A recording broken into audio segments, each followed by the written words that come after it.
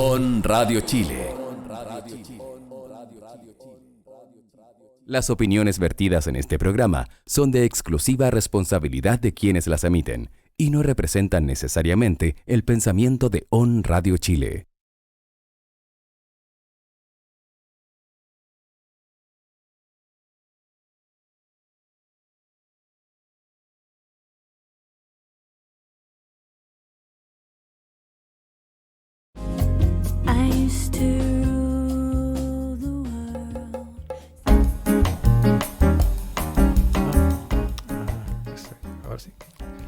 ¿Te has sentido amenazado por correos que te han enviado en un tono que a ti te ha parecido duro?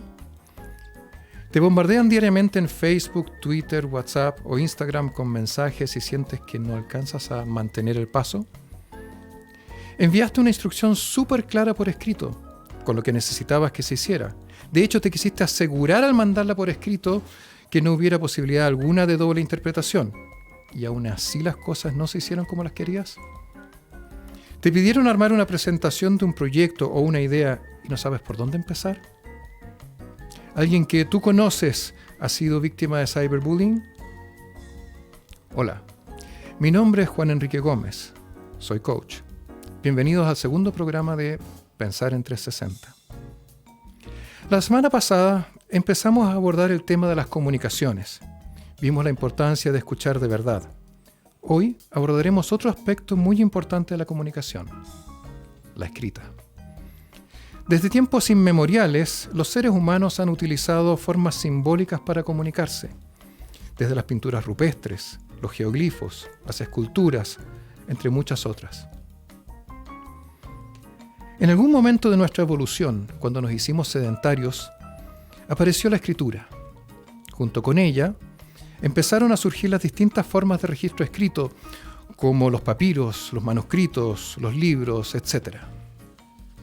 Surgió la literatura, la poesía, la crónica, el periódico, la revista, el manual, el instructivo, en fin, todo tipo de formatos de comunicación escrita que hoy para nosotros son habituales. Lo que alguna vez fue en papel impreso, hoy ha pasado a ser electrónico también. Ya han aparecido las plataformas digitales, el correo electrónico, Twitter, Facebook, Instagram, WhatsApp, en fin.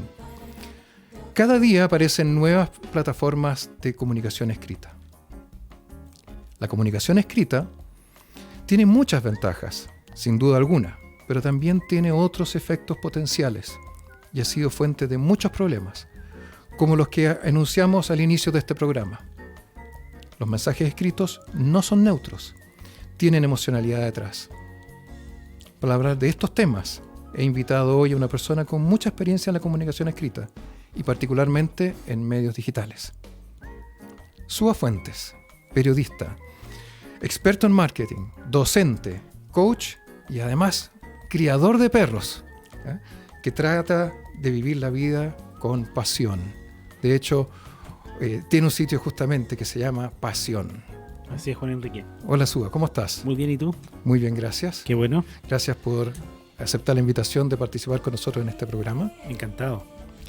Oye, cuéntanos un poco primero justamente de esto que estábamos hablando. Esta, por un lado, efervescencia de usar los medios escritos, pero al mismo tiempo la aparición de cosas como el troleo, como el cyberbullying, etc. ¿Qué es lo que tú has visto? Cuéntanos un poco de tu experiencia al respecto. Claro, mira, lo que pasa es que la gente está acostumbrada a comunicarse, ¿cierto? Y el ser humano es un ser gregario por naturaleza. Necesita comunicarse, necesita una interacción con las personas. De hecho, si uno piensa en las necesidades del ser humano, algunas de las necesidades son la comunicación, el afecto y ese tipo de cosas que buscamos de alguna manera satisfacer de forma constante, ¿cierto? Así es. Y por otra parte, nuestro cerebro también funciona a través del lenguaje. Por lo tanto, el lenguaje es, yo te diría, la herramienta más importante que tiene el ser humano. ¿Ya? De hecho, lo que nos diferencia de las otras especies animales. Es una de las cosas que nos diferencia de las especies animales, pero además es la que le da sentido a todo lo que nos rodea. Porque todo lo que nosotros vemos, tocamos o sentimos, lo transformamos a través del lenguaje y lo conceptualizamos a través del lenguaje. Así es. ¿Cierto? Por ejemplo, si yo tengo un problema, estoy ahora grabando contigo, me llama mi señora que hay que pagar una cuenta, y yo me pongo a pensar, en el fondo lo que estoy haciendo es un diálogo interno conmigo mismo, ¿cierto? Y eso también se hace a través del lenguaje. Exactamente. Por lo tanto, el lenguaje es la herramienta, yo te diría, más importante del ser humano, ¿cierto? Y durante el tiempo, como bien pusiste tú en la introducción, este lenguaje se ha ido transformando. ¿Mm?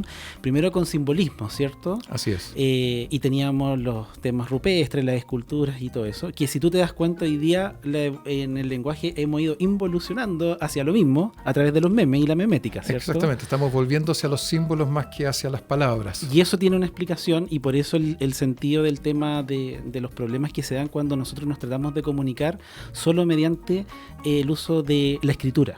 ¿Ya? Y tiene que ver con que más del 80% de la comunicación humana es no verbal. ¿Mm? Entonces, cuando yo estoy conversando contigo y te puedo mirar a la cara y puedo ver los gestos que tú desarrollas y puedo ver también en el fondo cómo te mueves, la expresión que tienes, y eso acompañado al tono de voz, a la velocidad que tú hablas, yo puedo entender cuál es el sentido de la comunicación que tú quieres lograr conmigo, ¿cierto? O por lo menos tener una idea de lo que puede hacer, porque además entra la interpretación. Por supuesto, pero ya tengo una idea o logro sintonizar en una frecuencia mucho más fina con respecto a lo que tú estás tratando de comunicar, ¿cierto? No es lo mismo que tú me grites, a que tú me hables de forma cortés, etcétera, claro. Aunque puedas ocupar exactamente las mismas palabras. En la comunicación... Perdón, y a propósito de eso mismo, solo para ayudar a la gente a entender esto, yo sé que nada de esto es ajeno a quienes nos están escuchando, pero cuando tú dices, mira, yo puedo usar las mismas palabras y a través de lo no verbal, por ejemplo el tono, puedo estar haciendo una comunicación, un mensaje completamente distinto. Danos un ejemplo de eso. Un ejemplo de eso. Bueno, iba para allá. En las redes sociales, ¿cierto? En el WhatsApp o en los correos electrónicos, que fue la primera herramienta que ocupamos para comunicarnos rápidamente, ¿cierto? De forma escrita en esta era digital. Nos faltaba la parte del sentimiento, la parte, ¿cierto?, no verbal, de alguna manera. Porque tú escribes un correo electrónico con cierto estado de ánimo y tú piensas que ese correo electrónico es más bien neutro, digamos, que la otra persona lo va a leer y lo va a interpretar de la misma manera, con la misma sensación que tú lo escribiste. Pero si esa persona salió alterada de su casa, tuvo un mal día, no alcanzó a tomar desayuno, cualquier cosa, puede ser que ella lo interprete de una forma completamente distinta al sentido que tú le diste. Y es porque ese correo electrónico le falta ese 80% de comunicación, ¿cierto? Que es la comunicación no verbal. Así es. Y de alguna manera, para tratar de resolver ese problema, ¿cierto? Se empezaron a usar iconos, se empezaron a usar memes, ¿cierto? Se empezaron a usar los emoticons, y es que antiguamente los emoticons eran escritos, digamos, en el correo electrónico yo ponía 2 puntos, paréntesis, y era una persona riéndose. Claro. Y ahí trataba, los gringos ocupan mucho la palabra LOL, ¿cierto? El Sí. LOL en mayúscula, Claro. que en el fondo es para Lots of decirte love, o sugerirte que es algo gracioso, ¿ya? Entonces, el uso de este tipo de cosas se hizo para tratar de que esta comunicación fuese un poquito más certera con respecto a lo que estamos tratando de comunicar. Sobre todo a las generaciones más antiguas les cuesta mucho más, porque las generaciones modernas, ¿cierto?, que nacen ya con el celular y que nacen con este tipo de comunicación, esta comunicación pasa a ser parte de su naturaleza, no así nuestra, que nosotros tuvimos que aprender a comunicarnos de esta manera. Ahora, cuando nosotros nos comunicábamos, las generaciones más antiguas, yo me tengo que identificar con ellas. Sí. Gracias. La comunicación escrita era solo un complemento de la comunicación presencial, de la visual, de esto que estamos haciendo en este minuto. Y sin embargo, las generaciones actuales más bien es al revés. La comunicación presencial pasa a ser como el complemento de vez en cuando a la comunicación escrita. Y empieza uno a ver entonces que a lo mejor lo que nosotros decíamos de una manera suavizada cuando lo hacíamos en persona, cuando ahora estoy oculto detrás de la comunicación escrita, me atrevo a decir cosas a lo mejor de repente hasta en un tono que presencialmente jamás haría. Estoy pensando en cosas como el troleo, estoy pensando en cosas como todas estas maneras de expresión violentas que de repente se dan en el ciberespacio, por así decirlo. Sí, mira, para eso tendríamos que entender un poquito la naturaleza de cada una de las redes sociales. ¿Mm? Porque las redes sociales hoy día están segmentadas. Ya una persona que tiene Facebook no necesariamente tiene Instagram, o una persona que tiene Instagram no necesariamente tiene Twitter. Y de hecho, si tú te pones a analizar, te vas a dar cuenta que existe una migración muy grande, sobre todo de gente joven. Te estoy hablando de entre los 12 y los 18 años, de Facebook a Instagram. Porque, ¿qué pasó? Estábamos de repente en las redes sociales, ¿cierto? Teníamos nuestro barrio o nuestro living de la casa conversando con los amigos, y de repente a la conversación se metió la mamá, se metió el abuelito que sacó su Facebook, se empezaron a meter las tías, y entonces ya no era tan gracioso estar en Facebook, ¿cierto? Claro. Y el tipo de contenido, por lo tanto, que yo podía compartir en Facebook cambió, porque tenía que medirme, porque efectivamente estaba mi familia ahí viendo qué publicaba y qué sé yo. Y por lo tanto esas generaciones más jóvenes se fueron o se están yendo a Instagram, que es una red social más joven, más lúdica, porque la comunicación se da sobre todo a través de las imágenes, pero que también con el tiempo ha ido evolucionando y te permite ahora ver el tema de los mensajes privados también, mandarte imágenes privadas que después se borran y ese tipo de cosas, con lo que ayuda un poco a tener una comunicación un poquito más suelta, por decirlo de alguna manera. ¿Ya? Entonces tenemos Facebook, ¿cierto? Facebook fue la primera red social, por decirlo de alguna manera, bien masiva, sobre todo en Chile. Antes había otras redes sociales, pero no se ocupaban mucho, eran como de nicho, ¿cierto? Como de bandas de rock y ese tipo de cosas. Pero Facebook llegó para quedarse. De hecho, un porcentaje importante, prácticamente el 80% de los chilenos tienen Facebook. Sí. ¿Ya? Por lo tanto, la penetración que tiene la herramienta es muy alta. De hecho, en marketing, que es una de las cosas que yo también hago, la tasa de conversión que hay en Facebook es bastante alta también. Cuando yo quiero hacer algún tipo de publicidad o quiero hacer algún tipo de campaña en Facebook, es bien alta. Yo te diría que podrías alcanzar respuestas del 1%, del 2%, que es bastante alto en un marketing directo en general, que el promedio es de 0,5. Entonces Facebook funciona bien también ahí. ¿Por qué? Porque estamos todos los chilenos metidos en Facebook. Pero una cosa es que estemos metidos en Facebook y otra cosa es que necesariamente creamos en todo lo que sale ahí. Claro.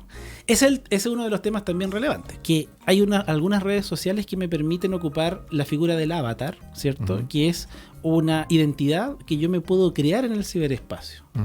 Porque yo puedo ser Suafuente, ¿cierto? Etcétera, pero en Twitter puedo ser Juanita 2936, hacerme pasar por mujer de 20 años, sensual y qué sé yo, y compartir cierto tipo de contenido, y nadie se da cuenta de que en realidad no soy Juanita, digamos.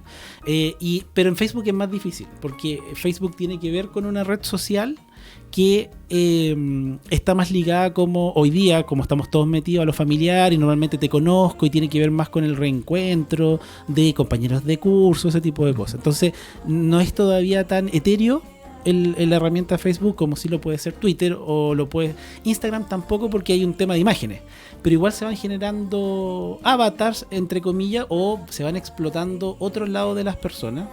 Pensando en la gente que es de las generaciones mayores, tú has hablado varias veces de avatar. ¿Qué es avatar? El avatar es como mi identidad virtual. ¿Okay? Y normalmente esa identidad virtual yo la represento a través de una imagen que sería la imagen del perfil.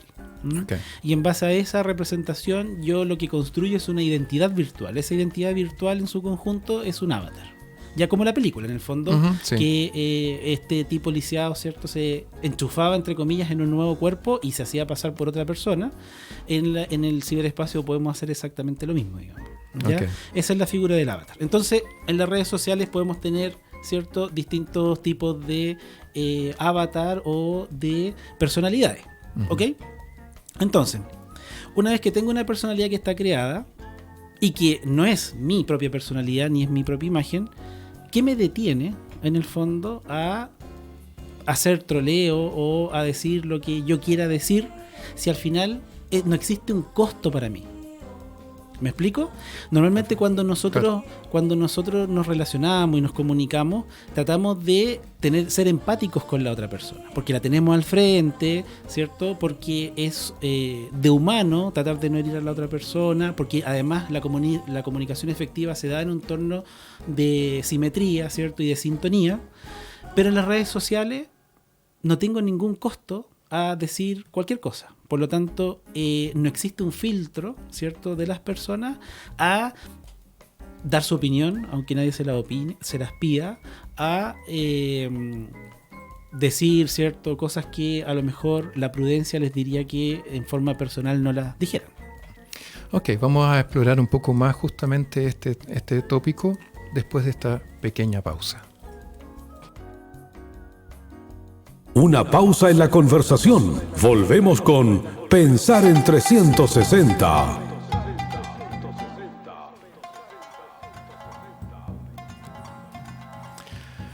Ok, antes de la pausa tú decías que las redes sociales permitían crear identidades, ocultar identidades, crear estos avatars, estas identidades virtuales, y que detrás de eso sentíamos de repente como la libertad de hacer cosas que nosotros en un cara a cara, con empatía hacia la otra persona, no haríamos. Pero me gustaría entonces ahora ir un paso más atrás en esto y tratar de entender qué está detrás de esto. Si los seres humanos lo que necesitamos es ocultar nuestra identidad para poder tirar noticias falsas, para poder, y de esa manera también eventualmente enlodar gente, o para agredir a otros, ¿qué hay en la naturaleza humana? ¿Qué está detrás de eso que se está expresando a través de este medio? ¿Y cómo se expresaba antes si es que eso es parte de la naturaleza humana? Mira, hay una teoría que tiene que ver con urbanismo y ese tipo de cosas que se llama la ventana rota. ¿Ok? Uh-huh. Que dice que cuando hay un edificio que está en impecables condiciones, lo más probable es que ese edificio no sufra de vandalismo, claro, porque está en impecables condiciones y por lo tanto hay gente que lo habita, que lo cuida, etc. Pero es que si llega una persona y rompe una ventana, las posibilidades de que exista vandalismo en ese edificio van a ser mucho más altas porque las personas ven que eso está descuidado, que está sucio, que no hay una persona que se preocupe de eso, etc. Uh-huh. No sé por qué se da, pero la naturaleza humana parece que responde a ese tipo de estímulos, ¿ok? Entonces, lo mismo pasa en el ciberespacio, ¿cierto? Sí. En algún minuto nosotros nos comunicábamos en el ciberespacio como lo hacíamos de forma normal y veíamos que existía o que podía existir cierto costo en la comunicación. Pero después nos dimos cuenta cuando empezaron este tema de los trolls y todo, a que en realidad no existe un castigo, entre comillas, por manifestarse de una forma que a veces puede ser arbitraria, ¿cierto? O una forma mala de hacerlo. Humberto Eco, que es un filósofo, y que además de un filósofo es un gran comunicador, ¿cierto? Tiene varios libros sobre comunicación, etcétera. Tiene una frase bien dura al respecto y dice que antiguamente el idiota del pueblo, en el fondo, iba al bar uh-huh. a tomarse una copa de vino y expresaba su molestia o sus opiniones, pero o nadie lo toleraba y nadie lo pescaba, o la gente lo paraba y le decía, oye, ¿sabes que en realidad no nos interesa lo que estás diciendo? Y por lo tanto había un espacio que era bastante restringido para el tema. Pero ahora en las redes sociales, uh-huh. de alguna u otra manera, en general, y esto también es bueno en el uso de las redes sociales democratizaron la comunicación, ¿ya? Antiguamente, yo soy periodista, ¿cierto? Claro. Y antiguamente, entre comillas, la teoría decía que, dado que la comunicación era bastante limitada, los periodistas teníamos como la misión de ver o de seleccionar qué era lo más importante, qué era la noticia, y esa noticia, en el fondo, difundirla, y a través de esa noticia la gente opinaba, porque la gente opinaba lo que veía en la televisión, lo que leía en el diario, ese tipo de cosas, ¿cierto? Y por eso que el periodista en esa época era formador de opinión. Exactamente. Porque escogía primero qué es lo que quería comunicar. Así es, ¿ya? Y hoy día, ¿qué pasa? Que cualquier persona hace noticia. Y hoy día cualquier persona es capaz de difundir la noticia. Y muchas veces pasa también que una persona común y corriente, a través de un problema, la desalojaron de su casa, o qué sé yo, o no le pagan el arriendo, viraliza ese tema y llega a los medios de comunicación. Entonces hoy día cualquier persona es capaz de generar pauta. Y entonces significa que la comunicación se democratizó. Y hoy día cualquier persona puede comunicar y puede tener un impacto comunicativo igual a otra persona, cuando antiguamente las personas que se supone que eran o de la universidad, los docentes, ¿cierto? Que eran más preparados, o los políticos, pero habían ciertas personas como que estaban seleccionadas en la sociedad para llevar ese rol de comunicación de masa, entre comillas. Hoy día eso lo puede hacer cualquiera. ¿Okay? Ahora, y esa gente no necesariamente está preparada para hacerlo también. Ahora, aquí has tocado entonces otro tema que es importante, que es al democratizar las comunicaciones también se democratizan las relaciones, porque ya esta mirada vertical de las relaciones empieza a perderse. Una relación vertical padre-hijos, padre-madre-hijos, jefe subordinado. De hecho, allá la palabra subordinado suena mal, digamos.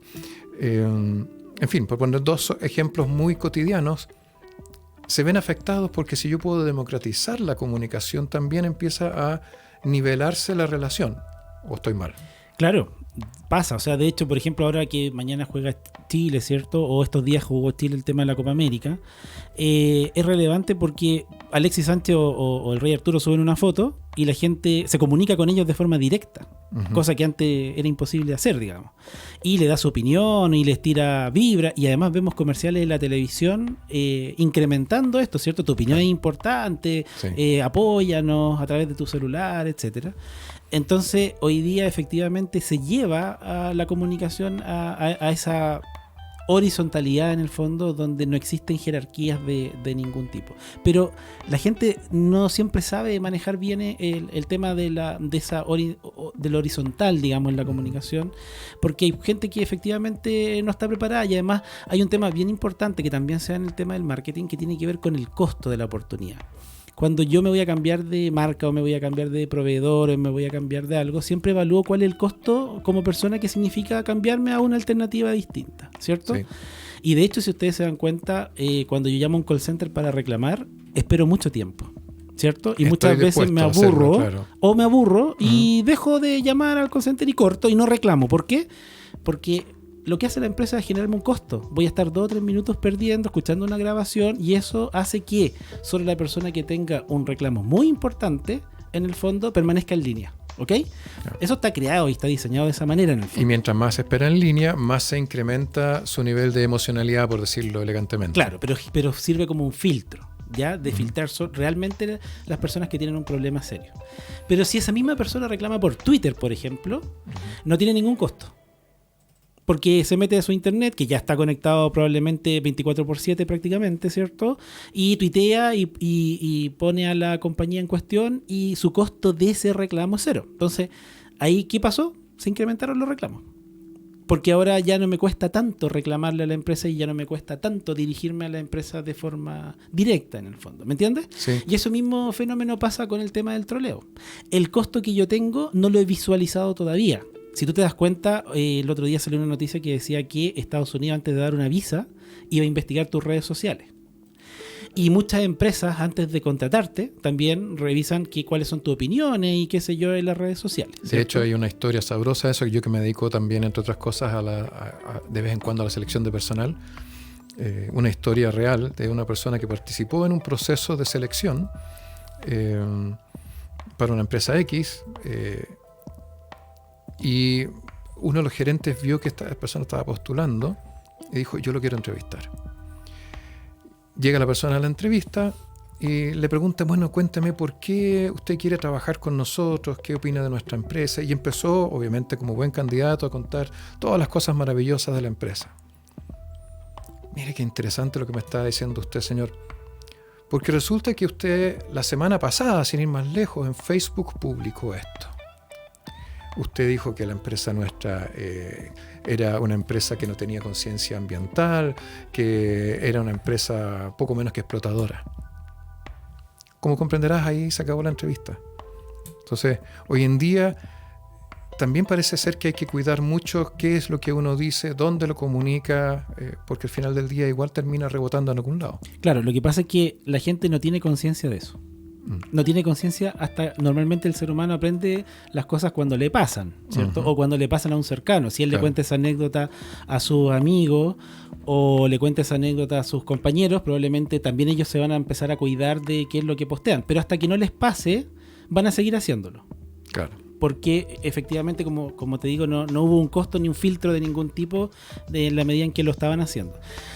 Cuando la gente toma esa conciencia y toma la conciencia y de hecho se han hecho muchas campañas, sobre todo al nivel de niños, con las fotos que suben y ese tipo de cosas, porque cuando uno toma conciencia, sobre todo de lo que pone en internet y publica y postea en un foro de un diario, por ejemplo, permanece en el tiempo, y que yo a través de un buscador puedo ver algo que tú pusiste hace 5 o 6 años atrás, y que eso a lo mejor con todo el derecho del mundo es algo que hoy día no opinas, porque la gente con el tiempo puede cambiar de opinión, ¿cierto? Además, claro.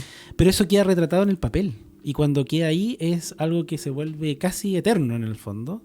Y bueno, ahí es cuando empiezan las consecuencias, y es cuando recién uno se da cuenta, ¿cierto?, de las consecuencias que puede tener este tipo de opiniones en las redes sociales, en el fondo. Y esa es la conciencia que tiene que tener la gente, que cuando yo posteo algo en redes sociales, y no solo en redes sociales, en el foro de un diario, o en el Twitter de una empresa, o en cualquier parte, las empresas hoy día tienen las herramientas informáticas necesarias para rastrear todo ese tipo de opiniones. De hecho, lo hacen. ¿Ya? Ahora, lo hacen no para saber lo que opina la gente con respecto al troleo, sino que qué opina de sus productos, cómo mejorarlo y ese tipo de cosas. Claro. Pero las herramientas informáticas hoy día existen para poder hacer un seguimiento de cuál es tu opinión sobre cualquier cosa en las redes sociales. Quiero volver un paso atrás de nuevo. Me sigue dando vuelta lo siguiente, y es que cuando tú pusiste el ejemplo del call center, por ejemplo, me pareció muy bueno, porque estamos hablando de gente que siente que hay algo que se ha vulnerado, algún derecho o una promesa que no se cumplió o un problema que no le han resuelto. Típicamente uno llama al call center para eso, no llama al call center para decir, señores, sensacional como lo están haciendo, felicitaciones, solo quería decirles eso. Poco frecuente, siempre hay un problema detrás. Esos problemas de alguna u otra manera siempre han existido, no necesariamente de la misma manera, son otro tipo de problemas, pero siempre ha habido alguien que siente que otra persona ha vulnerado su derecho o que ha generado algún tipo de abuso o no sé, lo que sea de esa naturaleza. Antes de las redes sociales, ¿qué hacía la gente? ¿Cómo lo expresaba? ¿Y cómo en ese sentido entonces las redes sociales han... Porque tú dijiste, ok, las redes sociales son las que han permitido que la gente sienta que puede expresarlo libremente. Si antes no sentía eso, ¿qué hacía? No podía expresarlo. Evidentemente. ¿Y cómo lo hacía entonces? Porque esto es como... Yo siempre pongo la siguiente imagen. Esto es como un río que tiene un cauce. Yo puedo tratar de parar el río y que no siga su cauce. Sin embargo, siempre encuentro una forma de expresarse, una forma de pasar esa barrera y de encontrar un nuevo cauce para seguir avanzando. Las emociones son lo mismo. Sí, mira, lo que pasa es que, a ver, antiguamente la gente no tenía las herramientas necesarias. Uh-huh. Hoy día las tiene. Sí. Pero nos estamos adaptando a cómo funcionan esas herramientas, ¿ya? Y para el peor de los casos, las herramientas evolucionan de forma constante. Por lo tanto, es una adaptación constante de que tiene que tener el ser humano en el fondo para poder comunicarse de forma digital y de forma correcta, ¿ya? Ahora, efectivamente, dentro de la comunicación escrita, como hablábamos al principio del programa, no hay sentimiento, ¿cierto? Aparentemente. No hay.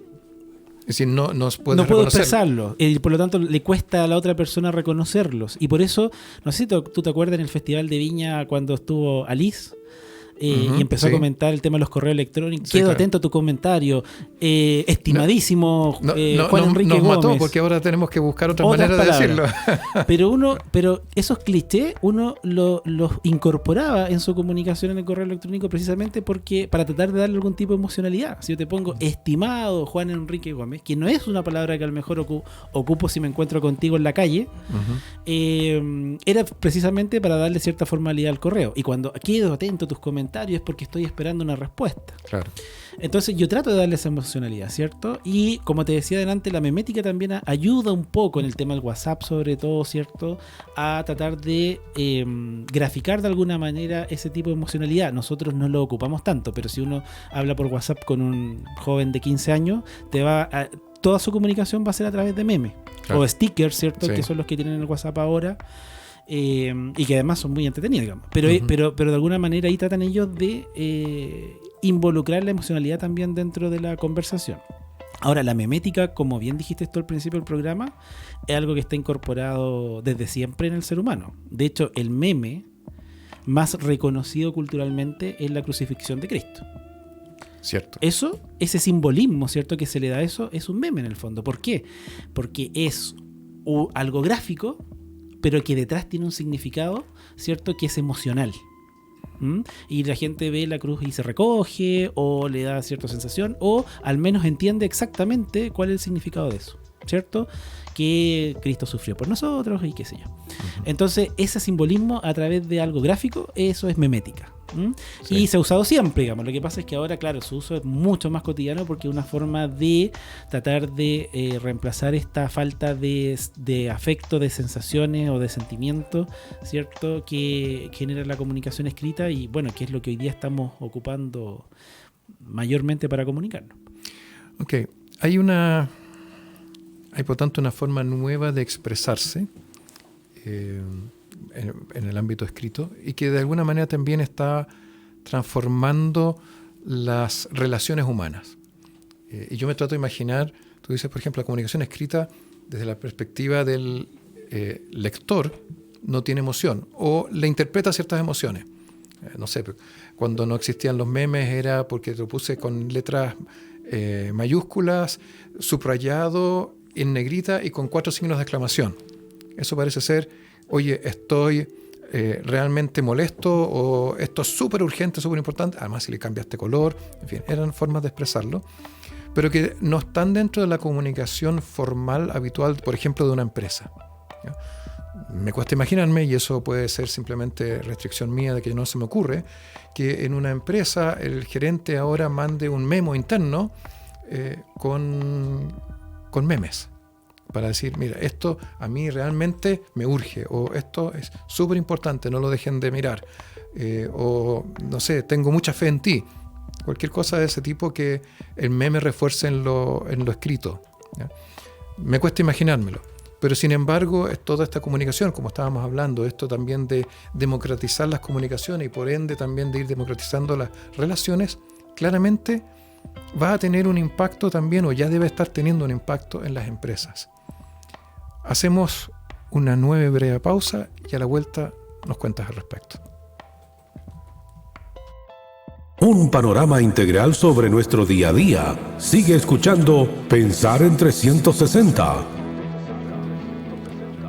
Siento que vamos así como en círculo, ¿no? Ok, te dejé lanzada una pregunta antes de la pausa, Suba.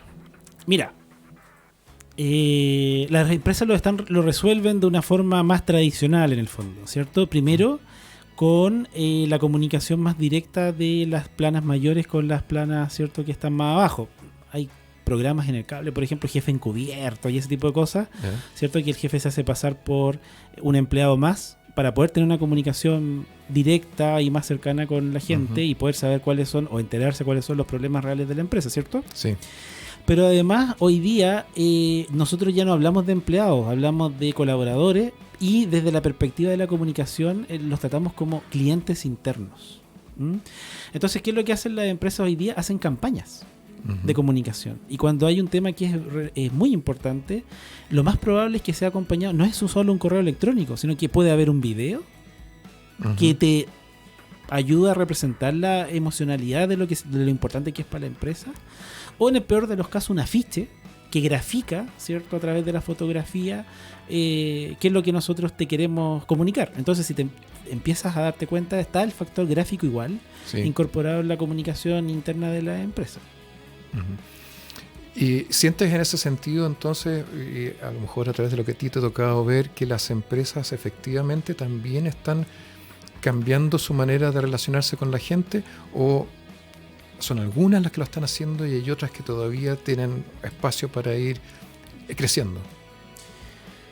A ver, se han ido adaptando, por supuesto, al cambio. Queda mucho camino por recorrer todavía en el tema de la comunicación, sobre todo interna, ¿ya?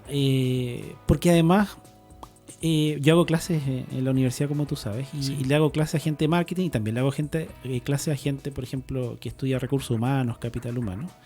Y hoy día las comunicaciones internas en las empresas todavía está a cargo de gente que ve capital humano. Ujú. Cuando yo le hago clases, ellos están más preocupados del ramo de remuneraciones, ¿cierto? De bienestar, o ese tipo de ramos que el de comunicación o el de marketing, o el de investigación de mercado, que son sumamente importantes para ellos.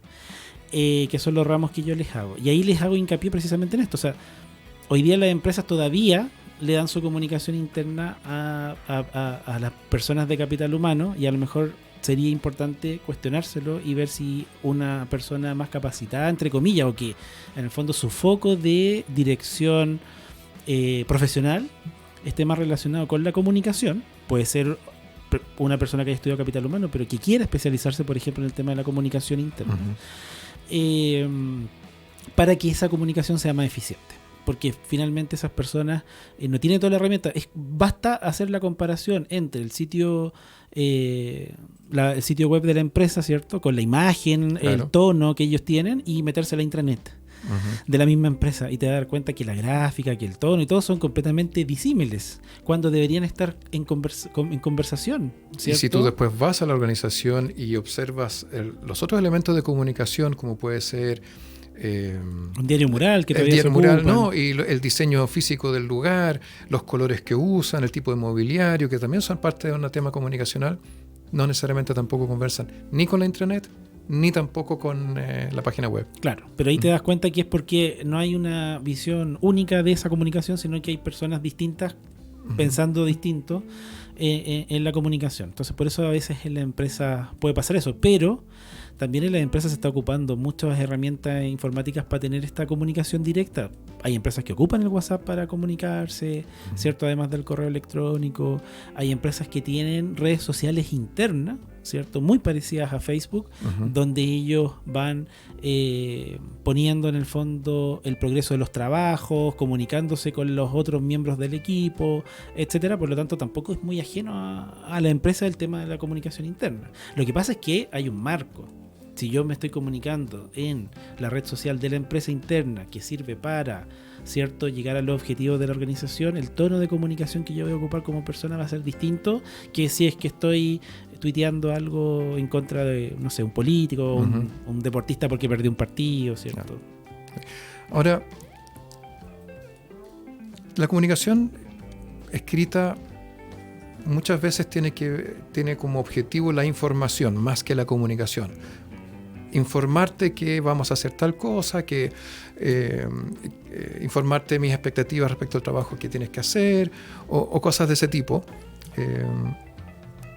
Muchas veces, incluso en la familia, más que una comunicación pasa a ser una información. Ya, cuéntame lo que hiciste en el día.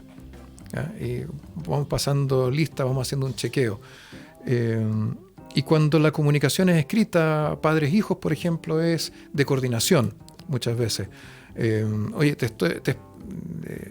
¿a qué hora sales de clase? A tal hora, ya, ok, te voy a estar esperando en tal lugar. Ese tipo de cosas. Sin embargo, donde empieza a haber más de esta comunicación más agresiva, más dura, obviamente no tiene que ver con eso, tiene que ver con la expresión de emociones. Y pareciera ser, y tú corrígeme desde tu experiencia, que mucha de esta comunicación tiene que ver con la búsqueda de dos cosas. Puede que sean más, pero hay dos en particular que llaman la atención. Uno es la soledad, sentirse muy solos y por lo tanto inventarse estas comunidades virtuales y creer que estos son tus, comillas, amigos. Y por otro lado también la búsqueda de amor, de sentirse admirado, de sentir que uno no es solamente la búsqueda de un logro, o uno no es solamente los resultados que entrega, o uno no es solamente el empleado 324. No sé si esa es también tu percepción. Mira, hay tres cosas que entiendo de lo que tú me estás diciendo. Primero tiene que ver con la comunicación efectiva. Ya en las empresas sobre todo se comete un error bastante importante cuando tú hablas de la información. Por ejemplo, si yo le doy una orden a una persona, ¿cierto? Digo, mira, ¿sabes qué? Necesito el informe para mañana a las 3 de la tarde y me voy, lo más probable es que ese informe no llegue a las 3 de la tarde. ¿Por qué? Porque no hubo comunicación efectiva. ¿Y por qué no hubo comunicación efectiva? Porque yo no esperé la respuesta de la persona. Exactamente. Que me dijera, perfecto, lo puedo tener a las 3 de la tarde, me comprometo a tenerlo a las 3 de la tarde, no puedo tenerlo a las 3 de la tarde, va a estar a las 4 porque tengo un problema informático o cualquier cosa. No sé si me explico. Claro, o porque a lo mejor no tengo muy claro cómo quieres el informe. Exacto. Ujú. Cuando la persona te responde, recién se hace cargo de la tarea. Entonces no basta solo con informar, Ujú. sino que en el fondo yo siempre tengo que chequear, ¿cierto? Y nosotros en el coaching lo hacemos mucho, Así es. ¿cierto? A través de las preguntas y a través del parafraseo, de ir chequeando que efectivamente la otra persona vaya entendiendo, ¿cierto? Y cierre la conversación, porque es la única forma de que esa conversación sea efectiva. Yo siempre en clase les pongo el siguiente ejemplo a mis alumnos. Llegan la típica junta que te encuentras en la calle con un ex compañero de colegio. Ujú. Y le dice, hola Juanito, ¿cómo estás? Tantos años, ¿cómo te ha ido? ¿Qué sé yo? Oye, ¿por qué no nos ponemos al día? Juntémonos a tomarnos un café. Ya, sí, juntémonos, que estés bien. Sí, y se van. Claro. ¿Cuándo se van a tomar ese café? Nunca, porque no he puesto fecha. Porque no hubo una comunicación efectiva. No pusieron fecha, no pusieron lugar, no pusieron nada. Entonces, ahí la comunicación efectiva sería, tomémonos un café, ¿cuándo? Ujú. ¿Cierto? Ya, el Sí. viernes. ¿A qué hora y dónde? Y ahí recién se cierra, ¿cierto? Ese capítulo de... Y a lo mejor efectivamente yo sí quería ponerme al día con Juanito, porque a veces, ¿cierto? Es solo Ujú. para salir del paso. Claro. Pero a lo mejor sí me quería, pero está tan mecanizado la conversación de el no darle término y el no agendar en el fondo esa comunicación tan informal que deja de ser efectiva. Ya, entonces, por un lado, las empresas tienen que tener cuidado con eso, de que Sí. si yo le doy una instrucción a una persona, tengo que cerciorarme que esa persona entiende la instrucción y que está de acuerdo, ¿cierto?, con la instrucción que le estoy dando, porque a veces, y muchas veces, pasa que a veces los empleados tienen formas mejores y más eficientes de hacer las cosas y que pueden llegar al mismo resultado, un resultado mejor, ¿cierto?, haciéndolo de otra manera. Entonces, es bueno que se establezca un diálogo y no solo información, como me decías tú Exacto. al principio, ¿cierto? Sí. Eso por un lado. Después con el tema ya de la comunicación, las emociones, ¿cierto? Y hace 2 días atrás leí un artículo muy curioso. No chequeé bien la fuente, pero me pareció al menos extraordinario en el contexto, que decía que han aumentado las horas médicas a todas las especialidades un 30%. ¿Ya? Y no es que los chilenos estemos más enfermos, es que muchos de ellos necesitan ser escuchados, necesitan conversar con alguien. Ujú. Y la única forma de solucionar eso es pidiendo al doctor Porque ahí está obligado a a escucharlo. escucharlo. Claro. Y no estoy hablando solo de psiquiatras o psicólogos, sino que estoy hablando de medicina en general, en el fondo, que la gente pide una hora, se siente media enferma, antiguamente no la pedía, y la pide porque sabe que lo van a escuchar y que le van a hacer preguntas de cómo se siente y qué sé yo. Entonces, claro, efectivamente existe, a pesar de esta hiperconectividad y esta hipercomunicación, también existe esa sensación de soledad. ¿Mm? Cuando tú y yo trabajábamos en Metrópolis Intercom en aquellos años. ¿ya? Bueno, Siglo para los que no pasado. saben qué es Metrópolis Intercom, era una empresa de televisión por cable que después se fusionó con VTR Y fue en el siglo pasado. en el milenio pasado. ¿ya? No, alcanzamos a agarrar parte de este milenio. Sí, siglo pasado. Empezamos el siglo pasado. Bueno, yo recuerdo que uno de los típicos temas que uno pone como empresa, ojalá tener velocidad de atención de los clientes y que por lo tanto en el día podamos atender a mayor cantidad de gente, porque así tampoco la gente tiene que esperar mucho rato. Estoy hablando de los locales de atención de público. Y no faltaba la viejita que llegaba, o el viejito que llegaba, se sentaba y se ponía a conversar de lo humano y lo divino, porque era la oportunidad de tener con quien conversar. Y ahí obviamente todos estos estándares muy Se perdía todo el técnicos, estándar. económicos se perdían. Porque tú tampoco le puedes decir, no, señor, ¿sabe qué? Se cumplieron los 4 minutos que tengo programado para atenderlo, siga participando. No. Así y ahí es. se expresa eso mismo que dices tú, Sí, ya porque- en esa época. Porque a pesar de que, de que estamos hipercomunicados en el fondo a través de las redes sociales, la comunicación humana necesita la interactividad, el face to face. ¿Mm? Necesita la emocionalidad de la comunicación. Y la gente, y esa es una necesidad humana, la gente tiene que entenderlo, ¿ya?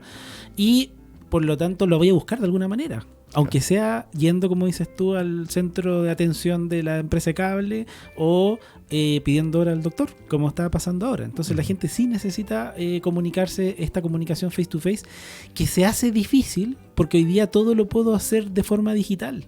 O sea, ¿para qué nos vamos a juntar si te puedo mandar un WhatsApp? O sea, y de hecho hay gente que te dice eso. Sí, pues, de hecho, ¿para qué te voy a llamar por teléfono si te puedo mandar un texto o te mando un audio y lo escuchas cuando no estés complicado o tengas más tiempo? Entonces, al final, hoy día tampoco ni siquiera existe la respuesta directa, digamos, porque el audio, si yo estoy en una reunión, el audio lo voy a escuchar 2 horas después y te voy a responder cuando pueda, o resulta que no te respondo porque a la hora que lo vi ya no tenía sentido la respuesta, ¿no? Claro. Entonces, esa comunicación no es suficiente para el ser humano. ¿Ya? Por eso todavía instituciones como la familia y ese tipo de cosas son tan relevantes, porque son los lugares donde se entrega o puede satisfacer esta necesidad de comunicación, digamos. Pero claro, la digitalización ha ido en contra un poco de este tema y estamos hipercomunicados, pero es una comunicación, digamos, que no es suficiente. Y que necesitamos esa otra parte más afectiva en la comunicación, que es la que le da la sintonía a la comunicación en el fondo. Claro, porque en estricto rigor, si yo asimilo lo que pasa en las redes con lo que es la realidad que conversábamos de las empresas, pasa un poco lo mismo acá, porque yo emito un mensaje, pero no tengo el feedback. Yo di la instrucción en la empresa, me fui, no tengo el feedback del empleado. Aquí yo emito un mensaje por WhatsApp o por donde sea y no tengo el feedback tampoco instantáneo y a lo mejor nunca lo voy a tener. Entonces, en estricto rigor, me estoy comunicando, porque expresar lo que siento, lo que estoy pensando, no cierra el círculo de comunicación. Bueno, ahí hay un tema importante. Hay un otro especialista en comunicación que se llama Václavic, que tiene los 5 axiomas de Václavic, y uno dice que no existe la no comunicación, ¿cierto? Y Exacto. No existe la no respuesta. La única forma en la cual no haya una respuesta es que no haya habido una comunicación, que tu mensaje no me haya llegado. Y esto, por ejemplo, en las relaciones amorosas es bien entretenido, porque si yo le mando un mensaje a la que pienso que es mi novia, por ejemplo, claro, y me deja en visto con 2 tickets azul y no me responde, esa fue una respuesta. Me empiezo a pasar todo tipo de películas y rollos. Claro, pero fue una respuesta, porque me ignoró, ¿cierto? Y eso es, o sea, ella al no responderme, pero dejarme visto, igual me está respondiendo. Entonces, lo que dice este axioma es que no existe la no comunicación, no existe la no respuesta. Siempre va a haber una respuesta, aunque esa respuesta sea una no respuesta, en el fondo. Ok. Yeah. Vamos a ir a la última pausa y cuando volvamos vamos a entrar en el análisis de qué cosas podemos hacer. Porque la realidad de la comunicación escrita a través de las redes sociales llegó a quedarse. Entonces, no sacamos nada con despotricar contra eso, sino que más bien tenemos que empezar a pensar cómo adaptamos nuestra comunicación a esa nueva realidad. Pausa y volvemos. Conocer nuestras capacidades es clave. Conéctate a Pensar en 360.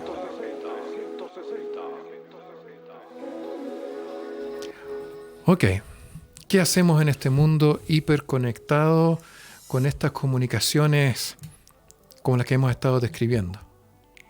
Mira, vamos a seguir ocupando este tipo de comunicaciones, ¿cierto? De hecho, se está buscando tecnológicamente alternativas como los hologramas o este tipo de cosas que le dé algo más físico, incluso tecnologías para transmitir olores o este tipo de cosas para que las sensaciones sean un poquito más vívidas. Pero yo creo que la única solución es entender que existe cierto tipo de comunicación que se puede dar a través de las redes sociales, que se tienen que dar en cierto contexto, ¿cierto? Y que hay cierto tipo de comunicación que se debería dar de una forma más personal, ¿cierto? Que se debería volver un poquito más a la esencia humana, que esa esencia humana está más relacionada, ¿cierto?, con el contacto entre las personas, y que la gente entienda que el acto de comunicación no es solo un acto verbal ni de lenguaje, sino que también hay un acto ahí, ¿cierto?, de sentimiento, un acto físico más bien el de la comunicación. Entonces, al entender eso, yo creo que podemos todavía mejorar nuestra comunicación y que cuando tengamos que decir algo importante lo digamos en persona, y que cuando tengamos que decir algo que no es tan importante podamos seguir ocupando las redes sociales. Ok, pero me imagino que además... Bueno, en algunos casos la comunicación en persona es posible, pero me imagino que en otras ocasiones, cuando no sea posible o cuando evaluemos que no es tan central la presencia física, el contacto cara a cara, debería haber algunos protocolos, algunas algunos tips, cosas que nosotros deberíamos asegurarnos de hacer bien, de incorporar en nuestra comunicación escrita para que ésta empiece a ser más efectiva y más amistosa. Bueno, yo creo que la única palabra que se me viene a la cabeza con lo que me estás diciendo tú es la empatía. Okay. Que es, en el fondo, antes de decir algo, ponerme en el lugar de la otra persona, ¿cierto? Y ver cómo le afecta o cómo le puede llegar esa comunicación a esa persona y tratar de ponerlo en un plano en el cual esa persona entienda, ¿cierto? Exactamente el sentido que yo le quiero dar a esa comunicación. Yo creo que hoy día lo que falta mucho en la comunicación precisamente es la empatía. Okay. ¿Y cómo desarrollamos empatía en la gente? Porque yo creo que si nosotros dijéramos a todo el mundo, oye, ponte en el lugar de la otra persona, trata de entender cómo le va a afectar, pero yo estoy enojado, estoy molesto, o yo me siento solo y estoy lanzando mi grito de ayuda de la única manera que sé hacerlo, estoy centrado en mí, no estoy pensando en la otra persona. Y sin embargo, creo o me imagino que si lanzo este mensaje de esta manera, yo como que saco lo que tengo adentro. ¿Cómo una persona con esa emocionalidad qué cosas puede hacer alguien para desarrollar empatía en ese contexto emocional? Yo creo que lo que puede hacer es llamarte y agendar una sesión de coaching. O a ti, en este caso. O a mí. ¿Ya? Porque efectivamente si está con esa emocionalidad, su nivel de comunicación y de frustración, lo único que va a hacer es seguir creciendo. Porque ¿qué pasa si yo tengo una persona que, aunque me quiera mucho, y le tiro y le enrostro con rabia cada vez que me comunico con él, ¿qué va a pasar con esa persona? Se va a alejar. Obviamente. Se va a ir. Y por lo tanto, lo único que va a pasar es que cada vez me voy a quedar más solo. Por lo tanto, esa emocionalidad interna que dices tú, esa persona la tiene que trabajar de todas maneras. Okay. ¿Qué puede hacer la educación? ¿Qué pueden hacer los padres respecto de los niños? Porque ya un viejote grande de 35, 40, 50 años probablemente le vendría muy bien, definitivamente le vendría muy bien el acompañamiento, el apoyo, la guía de un coach.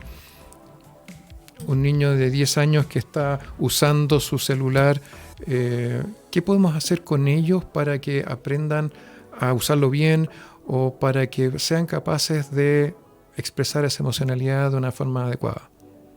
A ver, han habido campañas de algunas empresas, ¿cierto? Y también de organizaciones gubernamentales con respecto a la importancia del uso de los distintos redes sociales en el fondo a la hora de comunicarse y del ciberbullying, ¿cierto? Y todo, que en realidad el bullying siempre ha existido, lo que pasa es que ahora se hace por WhatsApp en vez de hacerlo en el colegio. Exacto. O además del colegio se hace en WhatsApp, pero es una realidad que ha existido siempre. Entonces ahí un rol fundamental el de los padres, ¿cierto? Que eduquen a los hijos en el uso de las herramientas y en cómo se pueden usar esas herramientas, en los límites de edad que existen para usar las herramientas, porque hay niños que tienen 8 años y tienen Facebook, y la misma herramienta te dice que lo puedes tener desde 15 años, ¿cierto? Exacto. Entonces, el ir, ¿cierto? Respetando la madurez de la persona con respecto al uso de las redes sociales, el que los padres sean capaces de no vigilar de forma constante, porque eso es imposible y una lata también, pero tanto para el hijo como para el papá, pero de sí estar enterado cómo se comunica su hijo, ¿cierto? Y de darle ciertas directrices de cómo debe comunicarse, tanto en las redes sociales como en la vida diaria. Es parte de lo que deberían hacer los papás de ese niño, digamos. Y en el colegio, todo lo que sea trabajo en equipo, que es el que te ayuda a desarrollar las habilidades blandas, ¿cierto? Pucha, el jugar a la pelota o las clases de educación física que tienen que ver con trabajo en equipo y todo, eso efectivamente mejora tus niveles de comunicación, porque para poder llegar al logro tienes que coordinarte con otras personas y eso lo tienes que hacer a través de la comunicación. Entonces, todo eso es fundamental. ¿Qué importancia tienen expresiones como el arte, por ejemplo, en también canalizar estas emociones y en expresar de una manera diferente y no necesariamente agresiva con el entorno estas emociones? Es que hoy día no solo el arte, sino que las personas comunican y expresan sus emociones a través de cosas tan cotidianas como cómo se visten, o el peinado, ¿cierto? O el sticker que le ponen en la mochila. Entonces hoy día no hay una restricción con respecto a expresar la emocionalidad. Y hoy día tenemos una sociedad que está mucho más abierta a aceptar ¿cierto? Esa expresión, aunque que antiguamente a lo mejor podía pasar ciertos límites de lo bueno o de lo esperado. Hoy día nosotros estamos dispuestos a aceptar que, no sé, una persona vaya con el pelo verde porque quiere expresar algo y hoy día, en el fondo, da lo mismo. No es tan importante a lo mejor. Entonces, yo creo que hoy día hay una hipercapacidad de expresar ese tipo de sentimientos también, o de comunicar a lo menos ese tipo de sentimientos que no solo van con el arte, que es algo un poco más esquemático, ¿cierto?